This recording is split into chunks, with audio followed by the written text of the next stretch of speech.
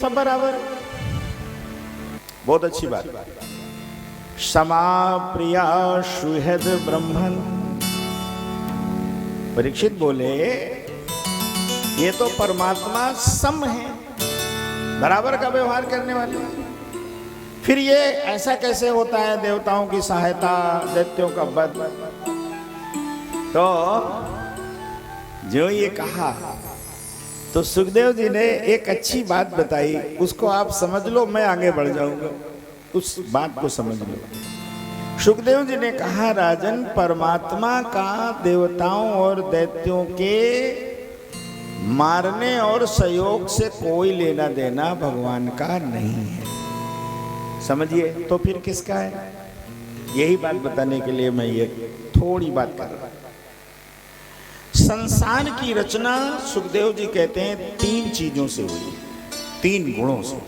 मैंने एक दिन और बताया, एक है सतोगुण, रजोगुण और तमोगुण।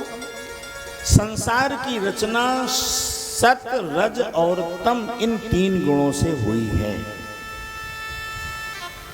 जब गुणों का ह्रास और विकास होता है, माने गुण घटते और बढ़ते हैं, उसी के हिसाब से देवताओं और दैत्यों की शक्ति घटती और बढ़ती है। इसमें भगवान का कोई लेना देना नहीं। जब सतोगुण बढ़ जाता है, सत बढ़ जाता है, देवता बढ़ जाते हैं। तम बढ़ जाता है, दैत्य बढ़ जाते हैं। रज बढ़ जाते हैं तो मनुष्यों की धरती पर ताकत बढ़ती है। इसमें ईश्वर का कोई लेना देना नहीं।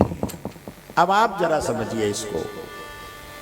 आप क्यों तमाम दिमाग लगाने लगते हो कि अब वो फलाने वो इतने बढ़ गए, अब ये इसमें आपका कोई दिमाग लगाने की जरूरत नहीं है। ये व्यक्ति के जीवन का ह्रास और विकास इन्हीं गुणों के आधार पर होता रहता है। आप परेशान न हुआ करो, इतना बड़ा रईस था, गरीब हो गया, ये कैसे गरीब हो गया, वो कैसे रईस हो गया। ये इसमें आपको कोई परेशानी का अनुभव नहीं करना चाहिए। ये सारे गुणों का खेल है। चलिए महाराज, एक कथा आती है कि जब देवताओं के इंद्र को दैत्यों से परेशानी थी, हिरण्यकश्यप के यहाँ कयाधु उसकी पत्नी थी, उसका गर्भ हुआ। वो भगवान का, देवताओं का विरोधी था हिरण्यकश्यप। 2 भाई थे, हिरण्याक्ष और हिरण्यकश्यप, दोनों भगवान के शुद्ध विरोधी थे। महाराज, कयाधु का हरण किया इंद्र ने। नारद जी ने कहा, कहाँ लिए जा रहा है? बोले इसके पेट में दैत्य है। नारद जी ने कहा, तुम्हें क्या पता क्या है, हमारे आश्रम में छोड़ दो। तो नारद जी ने कयाधु को अपने आश्रम में लिया और वहां कथा सुनाकर, स्वयं कयाधु ने सेवा ही नहीं करी, कथा सुनाते हुए उन्होंने उसको दिव्य बनाया और एक वरदान दिया। जब हिरण्यकश्यप भगवान के विरोध में तपस्या करने गया था, तब प्रहलाद जी गर्भ में थे। और जब ये 1000 वर्ष तक तपस्या करने के बाद लौटा, तब प्रहलाद जी 5 वर्ष के थे जब पैदा हुए। अब लोग गड़बड़ है ना सिस्टम।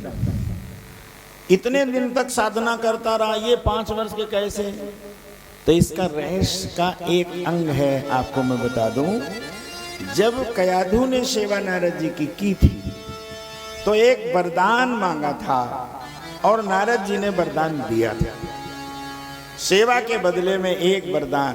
क्या? कयाधु ने कहा, मुझे इच्छा प्रसूति का वरदान दीजिए, मैं जब चाहूं तब बालक का जन्म हो और मुझे कोई परेशानी न हो।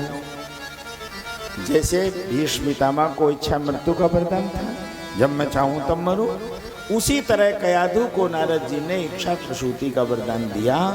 उसी के बल पर जब कयाधु ने चाहा, तब उनके गर्भ से प्रहलाद जी पैदा हुए। इसलिए ये लगता है कि कैसे प्रहलाद जी पैदा हुए। और प्रहलाद भगवान के परम भक्त थे, हिरण्यकश्यप भगवान का विरोधी था।